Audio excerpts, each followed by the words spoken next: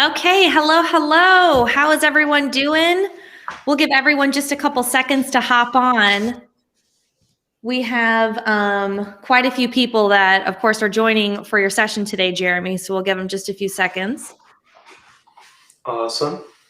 Hello, everyone. Welcome. Right, people saying hi. Drop where you're watching from, guys. Thank you so much for joining us today. Okay, I just saw a big jump in viewers, so I'll go ahead and do intros. Welcome everyone. If this is the first session you're joining for the Start Leading Summit today, my name is Liz Prue. I'm the VP of Marketing at Base, and I'm going to be today's MC. This session is Recognizing and Resisting Burnout with Jeremy Burrows. For those that aren't aware of Jeremy, I don't know who isn't if you're in this session, but he is a speaker and host of the Leader Assistant podcast, author of the #1 Amazon bestseller, The Leader Assistant. And in this session, he is going to walk through how to recognize and resist burnout before it's too late. And if you haven't checked out his podcast or read his book yet, I'm going to drop links in the chat here for you guys because it's definitely a resource that you guys need to have. And quick reminder, we are announcing some of our giveaway winners today after this session during the lunch break. So in order to enter, make sure you sign up for our app. It's free at app.basehq.com. So make sure that you take advantage of that. We have some exciting announcements coming up. But Jeremy, I'm going to kick it off to you, and we'll do a Q&A at the end as well, guys. So make sure you drop all your questions in the Q&A or in the comments, and I'll save them for Q&A as well. Awesome. Thank you so much. Yeah, thanks, Liz. Thanks, Jeremy. Yeah. Hey, everyone. I'm kind of seeing your chats pop up quickly, so hard to kind of keep up. Facebook user says aloha, says love the Leader Assistant. I'm so glad. Hi, Tammy. Hi, Tanya and Maria. Very excited to share with you all today. So I'm just going to jump right in. We're going to talk about burnout today. First, my name is Jeremy. I'm from Kansas City, Missouri. I actually live in Kansas City, Missouri currently. This is my wife, Meg, and my two boys, Weston and Silas. They are 7 and 9 now, I believe. This was from 2 years ago. I'm currently executive assistant to the co-founder and the CEO of Capacity. Capacity is an artificial intelligence software company. We started about 4 years ago. I was hire #1. We have 75 people or so now. So I'm actually currently an executive assistant. I love being an executive assistant. I've been an EA for about 15 plus years, and I'm just very passionate about the role and don't have any plans to leave this role. Dana, Chiefs fan, good, go Chiefs, nice to hear. Marilyn says you want that shirt. You can get the shirt, just go to swag.assistantslead.com if you're interested in the t-shirt. And we do ship internationally, so swag.assistantslead.com. There we go. All right, so as Liz mentioned, I host a podcast, wrote a book. I also have a membership program, global group of EAs who are in our monthly subscription membership. It's $39 a month. We do one group training coaching session every month, and we record them and put them up in the members only private forum so that you can watch all of the old sessions as well. So we talk about a little bit of everything: compensation, negotiation. We talk about resumes. We talk about performance reviews. We talk about burnout. We talk about anything and everything you can think of. And we're just building a community of game-changing leader assistants. So leaderassistant.com to check out all that information. All right, so let's dive in to recognizing and resisting burnout. So I'm passionate about this topic because I've experienced burnout myself. Before I started this role 4 years ago, I guess it's been about 5 years at this point. I had burned out at my last role. My executive had burned out. He actually got fired, and Didn't really know it at the time, but once he got fired and I kind of was like, all right, what am I going to do with my life? Realized that he had burned out, done some things that he shouldn't have done. And after assessing the whole situation and really reflecting on the whole situation, I realized I was burned out. He was burned out. That kind of drove him to do these things that essentially got him fired. But then kind of that trajectory for him really put him in a really rough spot. And unfortunately, he took his life during COVID last year, during this pandemic last year. And I still just think about, every once in a while, I just think about what would have happened if we would have both recognized that we were burning out, and what would have happened differently in that situation 5 years ago if we would have tried to resist it and really were more aware of what was going on. So that's why I'm passionate about this topic. I really don't want the same thing to happen to you or your executives. I want to help as many executives and assistants really recognize and resist burnout. So just a kind of quick, painful story where I basically was using being busy as an excuse to be lazy when it came to caring for myself and my family. This is the result of my burnout. Work was my life. It was really a slow cooker recipe for burnout. So again, I don't want you to experience this. Hopefully you haven't experienced it. But generally speaking, I think most of us experience burnout to some extent. And so my hope is to help you limit the damage and the consequences of your burnout. All right, but first, let's talk about the stressors. Let's talk about what are those things that can drive us to burnout. There are a few stressors that I'm going to go over. The first one's a mismatch. And I actually talk about this in my book. And I'm going to hold my book here because I have a few different mismatches. I didn't want to put a whole bunch of words on the slides. Definitely you can check out the book on Amazon if you want to really dive into this more. But there are a few different mismatches that can really leave you prone to burnout. And one of the mismatches is an underqualified mismatch. So this is where your organization grows and it really outgrows your skill set. It could even be your executive. Your executive gets promoted and then it's just too demanding and it just outgrows your skill set. Sometimes in those situations, you can learn and you can grow and you can kind of catch up. But a lot of times it's okay if this happens. It just outgrows and it's just a mismatch because you're just not cut out for that type of a role and that type of pace. Another one is overqualified. You may be the best person around your whole company and your skills are outgrowing the organization. So that's another way that could kind of make you bored and cause you to burn out in kind of a different way. Another mismatch is the passion mismatch. Maybe your job description is way different than what you got hired into. Maybe it's just morphed into something that you just really aren't excited about. So that can also cause stress because if you just don't like your job as much, it can be really hard to have that energy and you can burn out. And then the values. Maybe you and your executive don't share the same values. Maybe you're a high achiever, but your executive is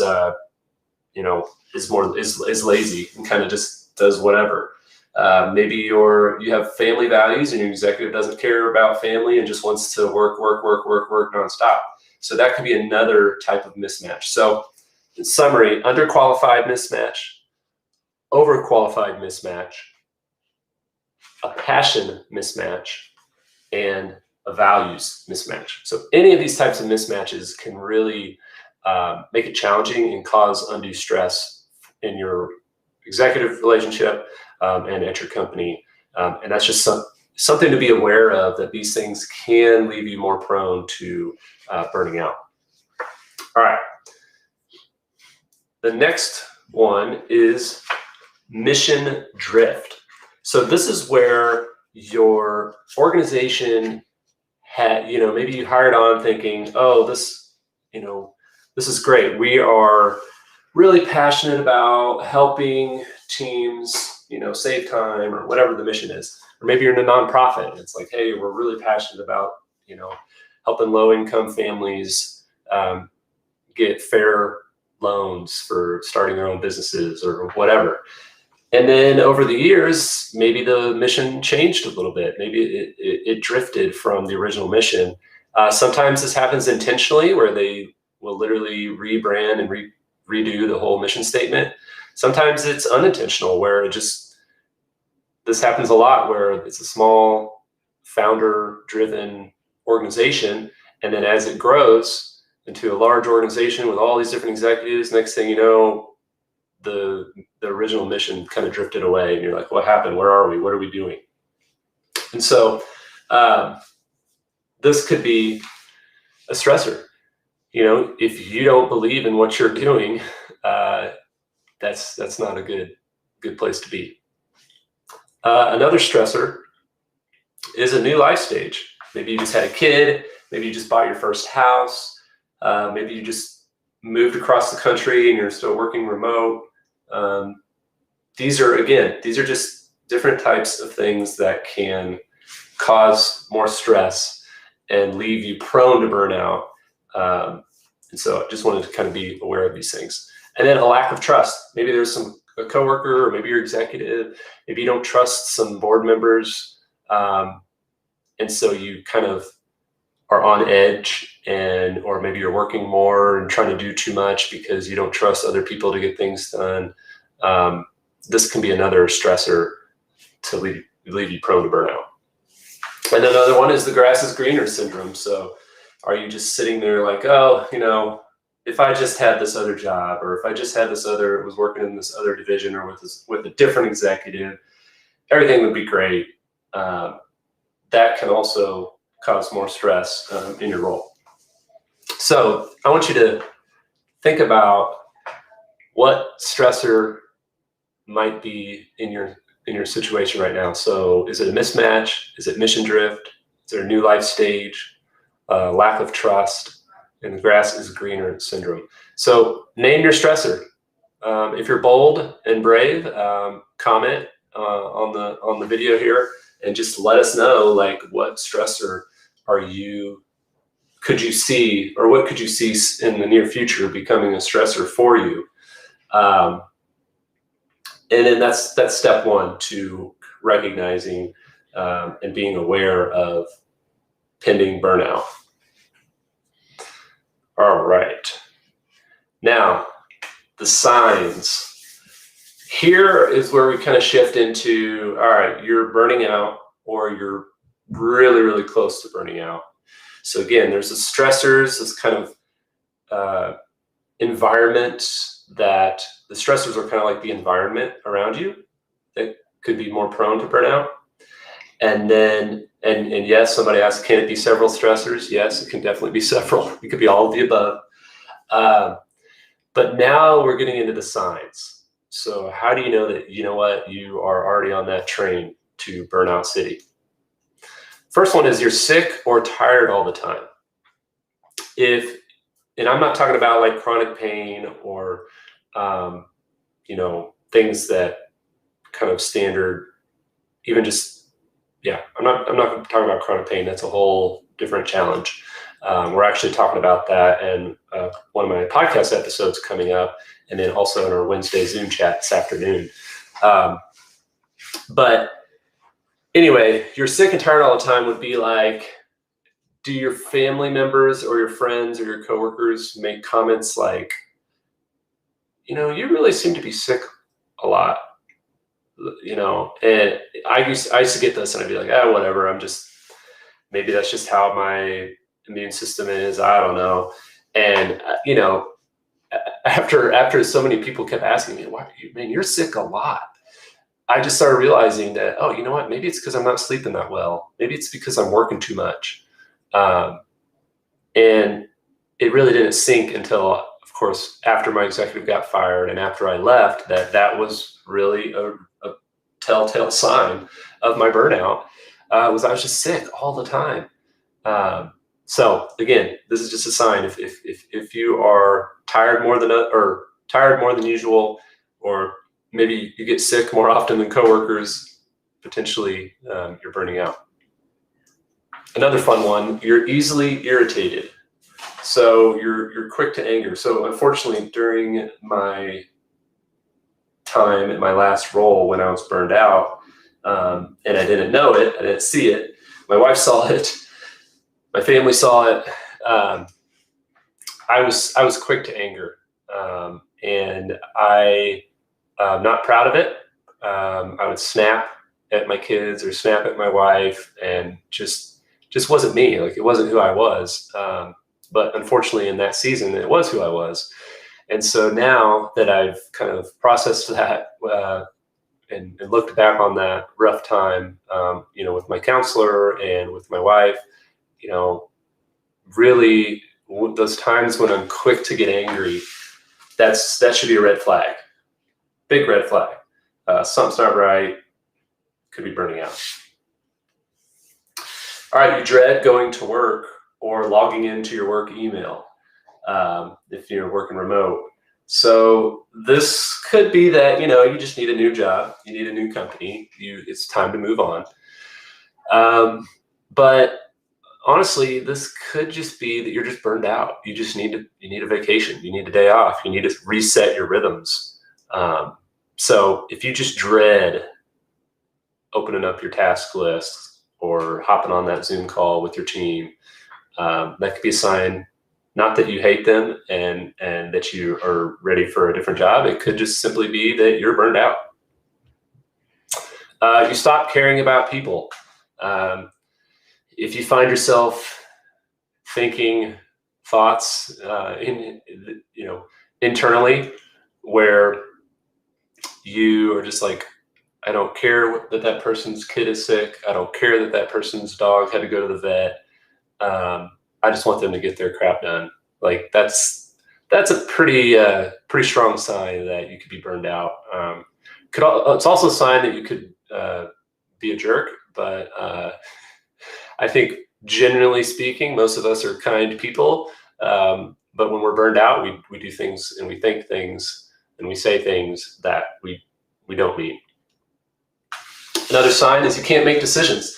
You ever go to lunch and you look at a menu and you're like, stare at it, or you have to buy, paper towels on Amazon and you just scroll through paper towel option after paper towel option and you read the reviews and you just can't make a decision.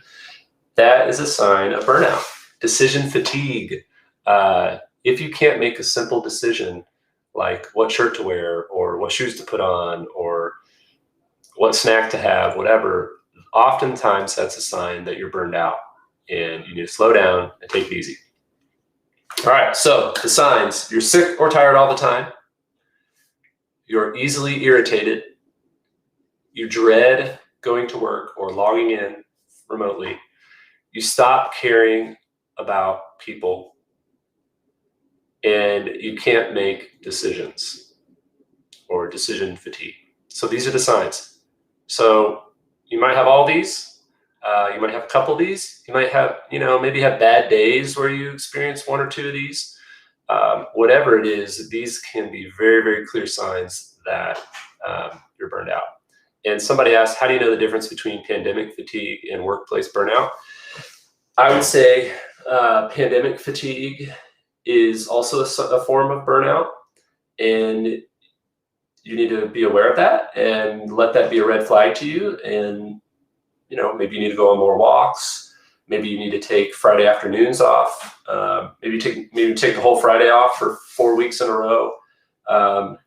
Maybe you need to just change your work schedule a little bit to where you can go to bed earlier and get up earlier, or vice versa. I think that maybe you can go out now that the weather's getting hopefully nicer. You can go out and have some social, connections. And I think it's still burnout, still a form of burnout. And the point is still there where you've got to see the signs and you've got to recognize them and then you've got to resist it. and the same with Zoom fatigue, etc. So I'm gonna get into how to resist. Okay, now you know that the environments that can leave you prone to burnout. You know the signs. How can we fight back? Because I used to say avoid. I even probably still have a blog on my website. I probably still have a blog that says, how to avoid burnout. But I've changed my mind. I don't think that it's humanly possible to avoid burnout. However, I think that just because you can't avoid it doesn't mean that it has to ruin your relationships. Doesn't mean it has to ruin your work world and life. It doesn't mean it has to ruin your personal life. There are different degrees of burnout. And if we fight back, if we resist it, then it won't affect us like it has unfortunately affected people like my late executive and many others who have had marriages destroyed, businesses destroyed, relationships with their kids destroyed because of burnout. So it's not about avoiding it, it's about resisting it. And so I want to help you resist it. First thing is clearly define boundaries. So one of the biggest things I realized that was not done well with my last executive was boundaries. He would text me Saturday at 2:00, Friday night at 10:00. It was just while I'm on vacation, while he was on vacation, while he was supposed to be off, have a day off. And there was just no boundaries. And it was just a mess. And I remember towards the end, probably about 4 months before he got fired, we were driving around, and he's like, he said, that's what I said. Listen, man, I think we can't keep doing this anymore. We got to change our rhythms. I'm going crazy, whatever. I think I'm burning out. And he's like, he's like, I kind of wondered why you've been such an asshole lately. And I know it sounds mean, but it was true. Like, I was like, yes, you're right. I have been an asshole, and it's because you don't have any boundaries. And so we got into it and we talked about it. And thankfully, for all his flaws, I learned a lot from him. He was a friend, dear friend. Thankfully, he was like, listen, go. It happened to be right before the playoffs for baseball playoffs. And I'm a big baseball guy. And I was in St. Louis at the time. And I'm a big Kansas City Royals fan. And they were just about to start the playoffs. And he's like, you know what? And I was driving back and forth. I was like, I'm going to drive to Kansas City, go to a playoff game, drive back to St. Louis to work. And he just said, listen, just stay in Kansas City. Just go hang out with your family, enjoy baseball, do the bare minimum that you have to do for work. And if the Royals lose in the first round, still stay for a couple more weeks and just hit reset.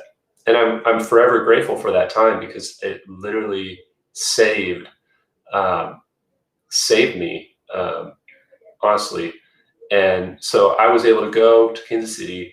I would literally just work maybe a few hours a day from my parents' house, and we'd go tailgate at the ball game and go to the ball game. And next thing you know, a few weeks later, I'm in New York City, and the Royals beat the Mets for the World Series, and I'm there with my brothers and my dad, and we're just like high-fiving the Royals players from the dugout. And it's just like, it was amazing. It was a once in a lifetime opportunity, and I wouldn't have had that opportunity if I didn't speak up and say, listen, something's got to change. And two, if I didn't have an executive that understood it and said, you know what, you're right. We can't keep going like this. So you need to pick off. So now, going back to our point about clearly defining boundaries. When I started with my current executive, I sat down and said, listen, I'm going to be the best executive assistant you've ever had. I'm going to work my tail off. I'm going to do everything in my power to help you accomplish your goals. But I want to have some boundaries. I don't want to work all the time. And so, but I also want to check, I want to go offline. And he said, you know what? I'm the same. I just ran a company and sold it for $1 billion, and just burned out myself. I'm ready to, like, I've got 4 young kids. I'm ready to change and have boundaries as well. So we just sat down and we're like, all right, Monday and Wednesday nights, those will be our work late flex nights. So if we have a big project we're working on and we're really cranking, Monday and Wednesday nights we'll work late. Tuesdays, Thursdays, Fridays, off limits. Saturdays, Sundays, off limits unless it's absolutely truly urgent. And then we define what's urgent. My last executive, he thought everything was urgent. So anyway, we set that boundaries and that schedule out at the beginning of our working relationship. It's been a game changer. He is offline, no Slack, no email for 24 hours straight every weekend. Usually it's like Saturday afternoon or late morning to Sunday afternoon. He doesn't bug me in the evenings unless it's an actual urgent need, and that's been rare. If I'm on vacation, I think I've been on a few, we've had probably several vacations since we started, and he's maybe texted me like one time out of all those vacations. And it was a simple ask that was time sensitive, urgent thing that he tried to figure out on his own. So anyway, huge difference, but you have to define those. Now, if you're thinking, I'm with an executive who I've been with him for 3 years and it's just bad, and how do I do this? I've already kind of set these, or not set these boundaries. How do I kind of reverse and go back to when we can do that? Well, you can sit down with them and say, listen, I want to make you more productive. Make it about them. I want to make you more productive. I want to make you more efficient. I want to protect you from burnout. And you just sit down with them and say, how can we rearrange our schedule? How can we, sync more often during the week so that you're not bugging me on the weekend? And you can work through that with them. So define boundaries, huge way to resist burnout. Another one is find a hobby. So I had a hobby of playing guitar. I love playing guitar. My guitar is sitting here in the case. I haven't played it as much lately, but I loved playing guitar back in the day, and that was my hobby. Well, then I actually got a job playing guitar. I was literally getting paid to do music every week, and it was great at first, and I thought this was a dream. And then I realized, wait a minute, every time I pick up my guitar, instead of enjoying it and feeling refreshed and energized, I was drained and it felt like work. So the problem is, like, I recognized that at the time, that it wasn't really a good hobby anymore. So I just stopped. Problem is I didn't replace it. So what did I do? I worked. I don't like to just sit around and watch Netflix for 10 hours on Saturdays. I need something to do with my hands, or something to do that creatively uses my brain and really just stimulates my mind, something that's challenging. And because I didn't replace playing guitar with something else, what would I do? I'd open up my email and start working. One of the biggest mistakes I made in this whole journey, and one of the biggest reasons I burned out, was I just didn't have a hobby. So now my hobby is actually podcasting. I really enjoy podcasting. I really enjoy the creative process, the editing, the audio production, since I have that music background. Now, there's going to be a time, I'm sure, where I don't enjoy it and it's not a hobby, and I'm going to need to replace that. But now at least I'm aware of that scenario. So go find a hobby. Watching Netflix doesn't count. It can't be a passive consumer activity. It needs to be something that's active and engages your emotions, and engages your senses, engages your creativity. So find a hobby.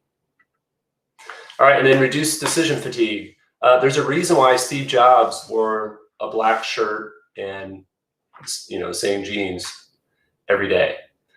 There's a reason why a lot of really brilliant, genius minds, if you will, wear the same thing every day. So do something. Now, maybe you don't want to wear the same thing every day. That's fine. But can you pick your outfit the night before so that when you get into your office or when you get logged into work, you're not already tired because you had to make a decision on what to eat for breakfast, what to wear. Are you going to go for a walk or not? What time are you, all those things. You're making all these little decisions. So do as much as you can to reduce that. Another example is when you're in the office, hopefully you're back in the office soon. Maybe you've got to grab lunch for your executive team, or maybe you've got to grab lunch for your executive. Instead of saying, hey, what do you want?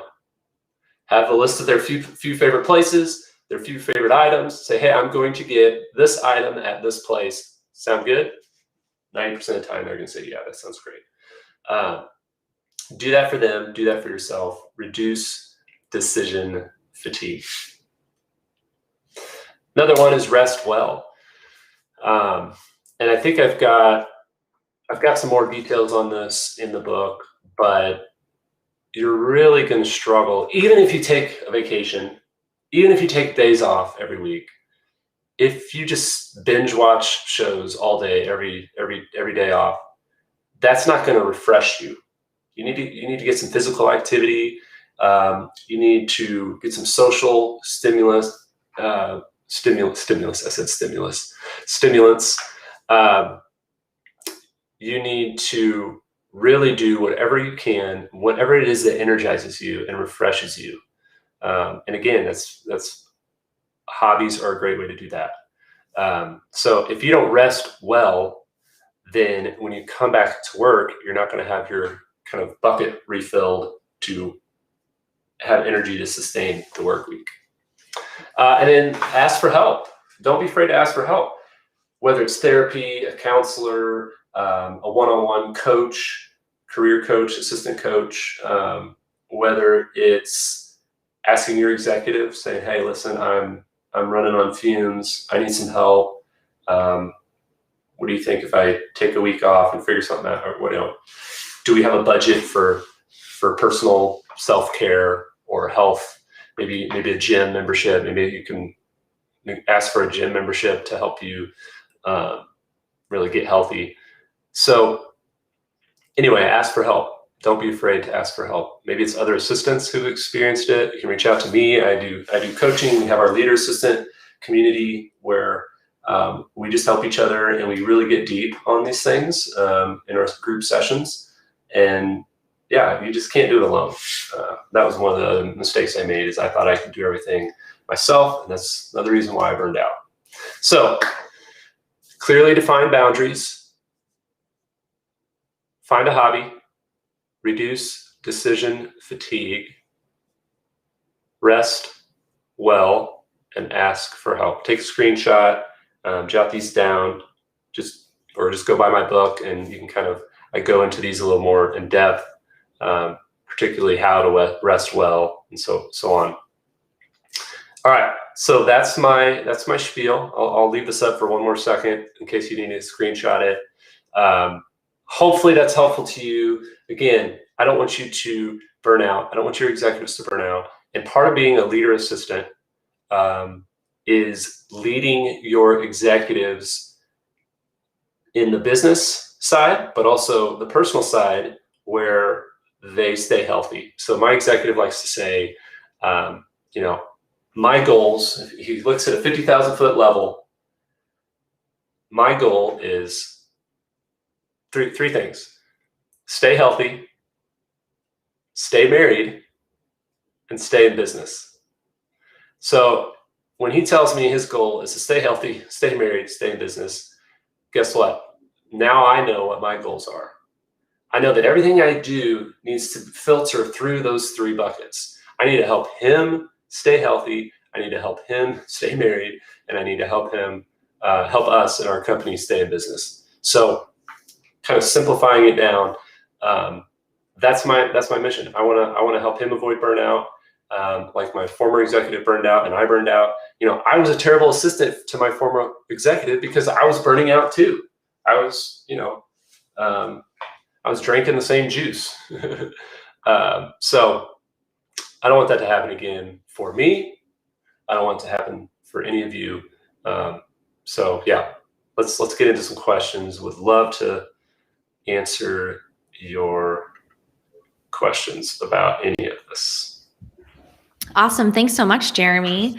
And guys, go ahead and start dropping your questions in the chat. I took some notes from what you were saying, what you all were saying as Jeremy was presenting. Jeremy, I'd love to hear your thoughts on, and talked about this a little bit with your relationship with your peer, but sometimes I find, especially now with working from home so much and remote life becoming like a really permanent thing, even when we're able to go back in the office, a lot of companies are staying remote. And so I could see where some people could see their peers getting burnt out, and maybe they don't recognize it yet, but you're seeing those signs that you're talking about within your peers. Do you have any suggestions for how to help those folks, those peers that you're working with, without sounding like, hey, you're being an asshole. You need to take a step back. Yeah. Without saying what my last executive said. Yeah, I mean, I think the best way to do it is to model it yourself. So when somebody emails you at 11 o'clock at night, don't reply. Wait until the morning. Or maybe you happen to be working late that night and you just hit reply, but you schedule the reply to send the next morning. You're kind of encouraging and enabling people to work too much and to burn out if you freaking reply to every text, no matter what time of day it is, or every Slack message. If you don't have a do not disturb set up, if you go on vacation but you check in every day while you're on vacation, like that is the best way to help those around you. It's just to be an example and show them that it's possible. You can actually be a damn good employee and still take time off and turn your freaking phone off in the evenings and on the weekends. Like that's actually possible. So that's the first thing I would say. The second thing I would say is encourage them, listen to them. Don't try to say, hey, you're burning out. You need to slow down. Just start talking to them. Say, hey, how's everything going? Is there something you change about this company? Is there something you change about the way we're working? So yeah, that'd be my 2 cents on that. Great advice. I'm curious to hear you guys too in the comments. How many of you have a leadership team that is really transparent about this and, vocally says, I know Paige does this here at Base. She's like, if you prefer to work in the evening, like, especially like personally for me, hours got weird before daycares opened back up and my kids were home, I would answer a lot of stuff in the evening because I wasn't working from, 3 to whatever. And she would say, it's fine if you want to do that, but you most certainly do not have to, and know that I or whoever else may not respond at that time. So I'm curious to hear in the chat if you guys, what your leader is like. Jeremy, do you have any like check-ins with yourself? Like, do you find yourself falling back into those habits? And do you do anything regularly to kind of gut check? Yeah, I mean, I kind of think I look for those signs. So like if I snap at someone or find myself getting pissed off, that's a really telling sign for me. And so I think, okay, whoa, what was the root behind that? But then, there'll be times where I'm like, had a busy day for my day job and I try to I want to work on my podcast that night. And I sit down and I'm like, I want to do a few episodes, get ahead. And I'm just like, I just can feel it. I can just feel that I'm tired or that I feel like I might get sick or something. And then I just know, okay, you know what? This isn't important. I'm just going to hang out with my boys tonight and just chill. I just have a lot more. It's hard to explain other than like, I give myself a lot more permission to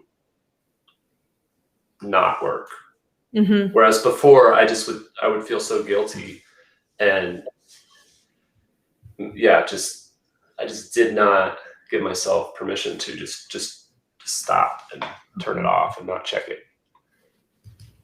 That's the hardest part we always think of other people before ourselves. And, sometimes it's too late before you're like, oh, how did I get here? So I think be a little selfish, guys. That's, sometimes what you need to do. We have some questions coming in. Someone on Facebook would like to know, how do you talk to your executive about helping them with the mission of the business without making them upset or question your motive?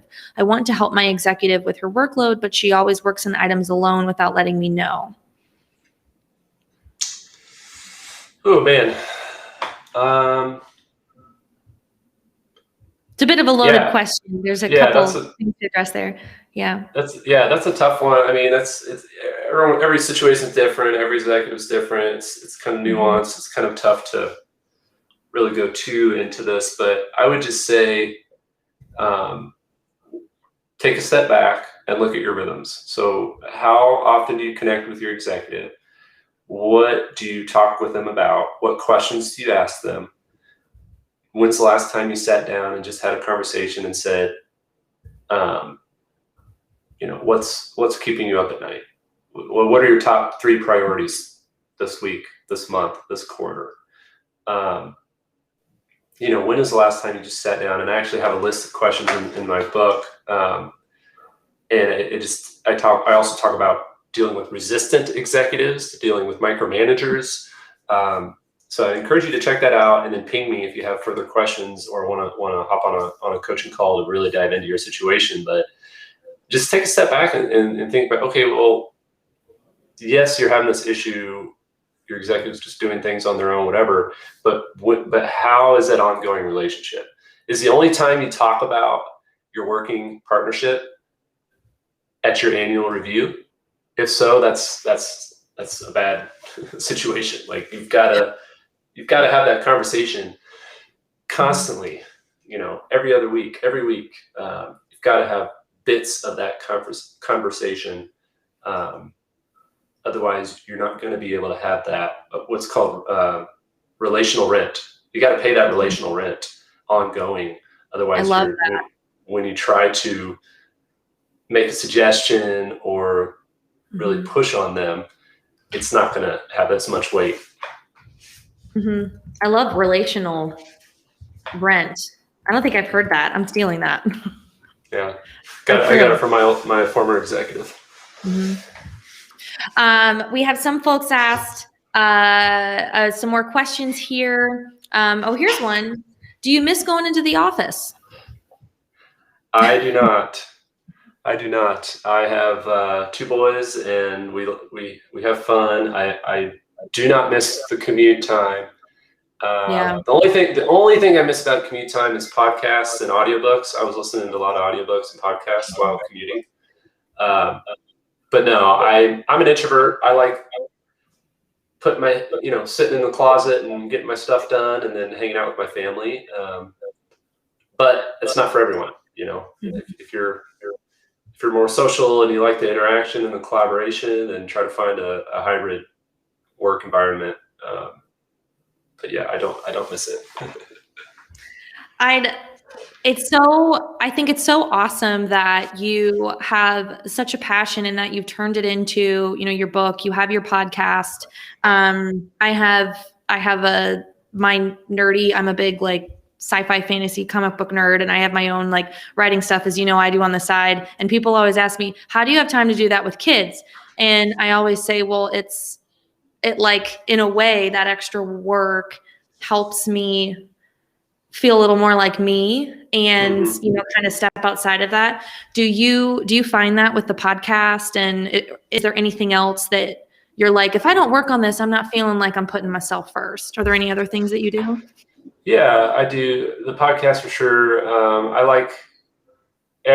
don't like doing it all the time, and because I'm not great at it, but I like working on my house. If there's something that I can do to improve something, to cultivate something, whether it's my yard or my house or whatnot. I am starting to play a little bit more guitar, not a lot yet. Maybe that'll be back in the swing of things. but yeah, just creating, like, I'm kind of entrepreneurial. So I also do some investing, like stocks and cryptocurrency. And I'm pretty into, I'm a wannabe day trader. Obviously I have a day job, so I can't be a day trader, but I do like to kind of keep an eye on it and do some trading here and there. That helps me feel like, because I'm very passionate about multiple streams of income, but I also just really enjoy the challenge of trying to figure out how to make money in different ways. And it's just such a entrepreneurial, itch, I guess, that I get that I just really enjoy. That's awesome.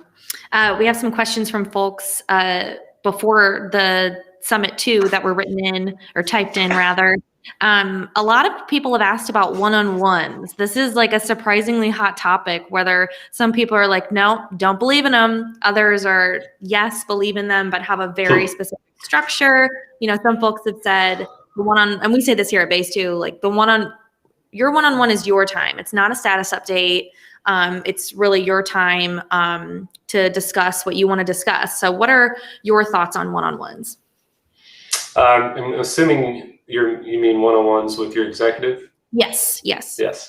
I am very, very passionate about one-on-ones and how I would never, there's two things actually three. There's probably three criteria that if I'm in a position to be choosy, which, hopefully I will always be in a position to be choosy when it comes to my job, I will not work at a company where they force me to use Microsoft and Windows computers.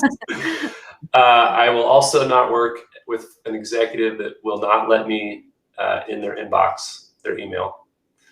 And then I will not work with an executive that will refuse to meet with me one-on-one every week or almost every week. Those are like my three, if you want me to be truly the best executive assistant, executive business partner, strategic partner, and really help you, that's what I need. Those are a few things that I need. And the one-on-one is crucial.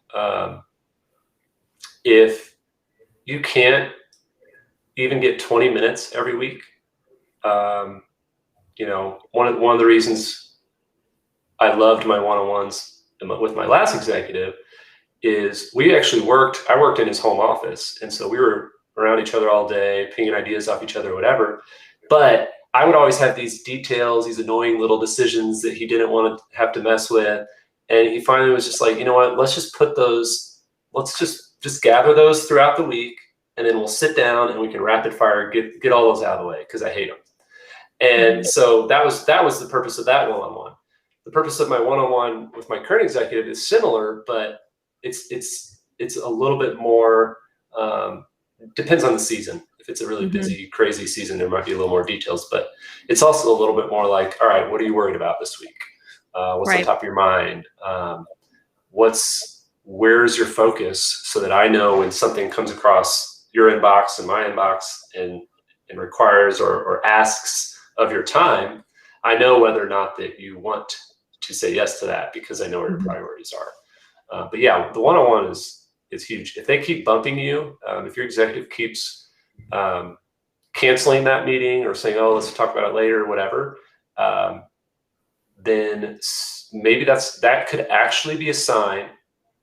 One, that could be a sign to your executives it's not a great fit. We talked about mismatch earlier, but it could be a sign that their calendar is just insane and you need to get better control of their calendar. Maybe you need to cut some of their meetings down in half, like the length of the meetings in half. Maybe there's some recurring meetings that they don't need to be every week. They can be every other week. So then all of a sudden you cut half the meetings because you do every other week. That could be a sign, but really instead of taking it personally and thinking, why do they keep pushing me off? Really try to take a step back and think, why would they want to push it off? Is it because you don't have a clear agenda when you meet and you're just kind of scattered and they feel like it's a waste of time?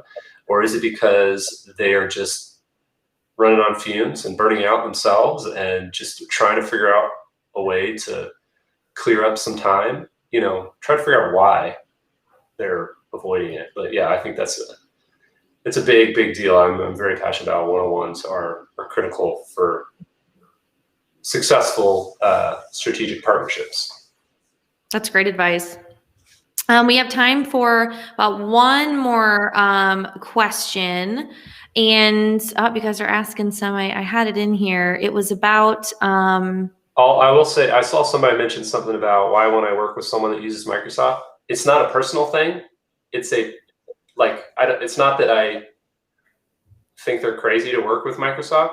It's that I personally am so efficient and so ingrained in the Google ecosystem that as long as I have the option to be choosy, I'm at the point in my life where I just don't have any interest in shifting into the Microsoft ecosystem. Again, that's just a personal preference. If I get to the point where I need to pay my bills and I need the job, then sure. Or if Elon Musk calls me and says he wants me to be his assistant, but he works with Microsoft, then I'll probably consider it, but I'll still say no because I don't think I would ever work for Elon Musk because I like my family. What if he wanted you to go to Mars? What if he wanted you to work? I wouldn't do that either. I'm anti go to Mars. I think there's too much to worry about here, but that's a different topic. All right, I found the question in the comments. May I ask why it's so important to get in your executive's inbox? I've never had access in my current job, and it seems to be okay. Say that part again. Sorry, somebody was. Why it's so important for you to be in your executive's inbox. This person isn't currently in theirs, and it seems to be all right. But would love to hear your insight as to why that's beneficial. It helps you read their mind, because you literally get to read what they're typing and read how they respond to certain things. You can kind of cut out a lot of that communication that they have to forward to you or relay to you because you weren't on the email thread or you didn't see that somebody followed up and didn't copy you. It just overall just is very much more efficient in my opinion. And then it also just helps you. One of the biggest time savers I do for my executive is I reply to emails on his behalf and I draft emails. So even if I don't know what the heck to say or have no idea what he wants to say to this person, or it's a VIP or whatever, I can still hit start a draft, hit hey, so-and-so, and then sign it and then just start it. And then he just has it in his drafts and it show up under his inbox and he can just go in and just fill it in and hit send. My job is to manage my executive's most valuable asset, which is their time. And one of the best ways to manage that time and free up more time for him is to be in his inbox and help him keep it clean too. Like I help him not be flooded as well. And he gets a lot of junk and whatever. And so I just archive, delete, archive, archive, and just clean it out so that when he looks at his inbox, it's stuff that he actually needs to look at. That's awesome. Somebody said something about, I can't even scroll back actually. Said something about you should learn both Microsoft and Google. I agree, especially if you're early in your career, if you're job hunting, if you don't have as many options. Yes, you should learn Microsoft and Google. Again, I actually encourage assistants to learn both. But I just personally am trying to avoid it. If I can be buried and never have had to live in the Microsoft ecosystem, that's a win. There you go. And we also have, for those that use Base or haven't signed up for Base yet, we have an inbox roundup template for digest. So you guys can check that out too. That's super helpful. Jeremy, this has been absolutely wonderful. Thank you so much. It's always such a pleasure to have you here. Guys, I'm going to email out too. I dropped them in the chat, but I'll email out Jeremy's book and podcast. And you can also has an audiobook. So I'll make sure to send that over as well. Now that it's at least in the Midwest, it's nicer out. We can walk outside and do all that. Yeah, the audiobook's read by Morgan Freeman. So just kidding. Right. He's a partner. I actually read it. That's awesome. But thank you so much. Always such a pleasure. Everyone, thank you for joining this session. We're going to take a quick lunch break. We'll be back at 12:05, and that's when we will announce some of the winners for our giveaways. You can still enter, sign up for BASE at app.basehq.com, and then if you're an existing user, you're entered to win as well. So don't worry about that. But Jeremy, thanks again. This has been fantastic. And we'll catch you next time. Everyone.